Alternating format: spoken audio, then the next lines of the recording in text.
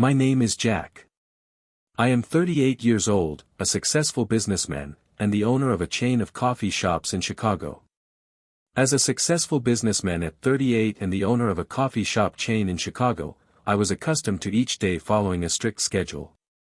Home, work, gym, my life seemed stable and predictable. But behind the facade of success, there was an anxious emptiness in my personal life that I stubbornly ignored. Everything changed when I met Melissa. She was the complete opposite of everything I knew.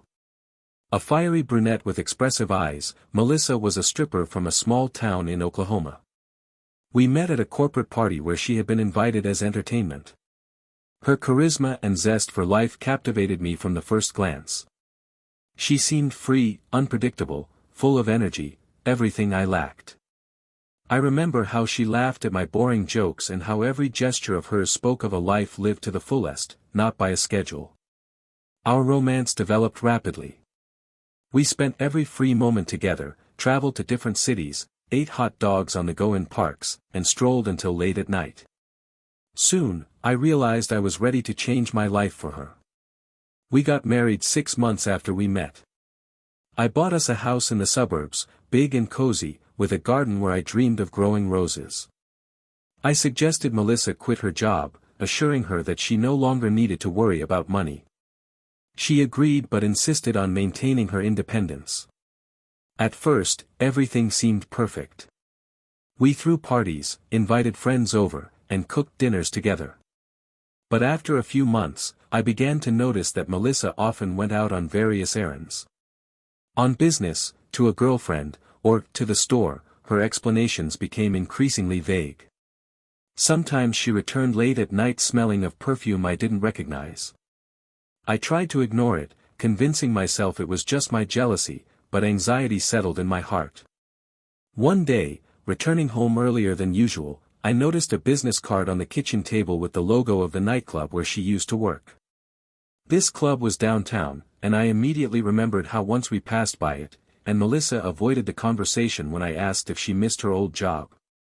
I didn't say anything then, but that moment stayed in my memory.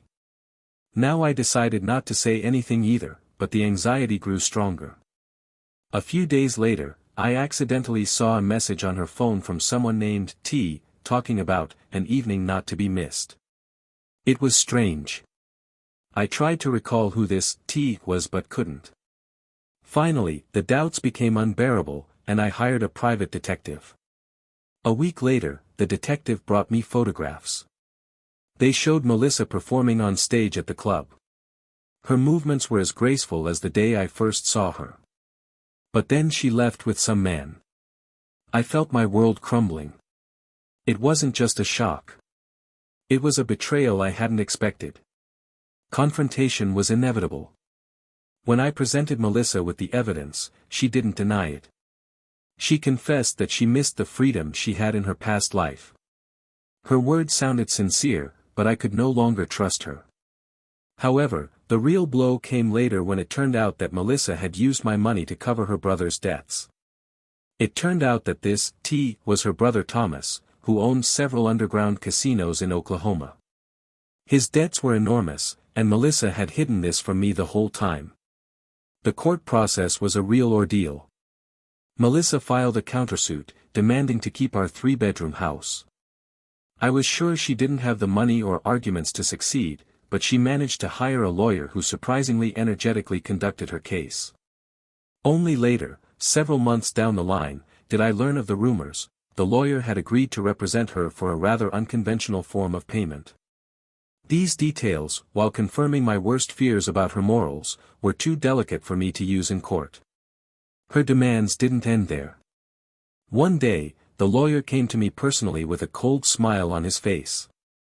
He claimed to have certain information that could damage the reputation of my coffee shop chain. His tone was calm, but every word sounded like a threat.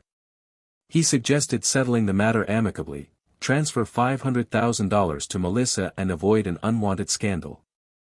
I realized this was blackmail in its purest form. Nevertheless, I firmly refused his demands, deciding that I wouldn't let such people control my life. In the end, Melissa got her way. The court ruled that the house would remain hers, as she presented documents allegedly proving that she had invested part of her funds into its arrangement. I had to leave that place, filled with memories, and start anew. After the divorce, I decided I needed to make a radical change. I sold my chain of coffee shops and moved to a small town on the West Coast. There, in a quiet and peaceful place, I opened a bookstore with a cozy cafe. Every morning, I brewed fresh coffee, arranged books on the shelves myself, and chatted with customers. My store quickly became popular among the locals. People came not only for books but also for the warm atmosphere I tried to create. One day, a woman walked into my store. Her name was Katherine. She was a literature teacher looking for a rare edition of a novel. Our conversation started with a discussion about the book, but soon we moved on to more personal topics. Talking to her was easy and natural, as if we had known each other all our lives. Gradually, our friendship grew into something more. Katherine turned out to be the person who appreciated my sincerity and care. 3 years have passed since the divorce. In my new home by the ocean, I watched the sunset with Katherine, holding her hand.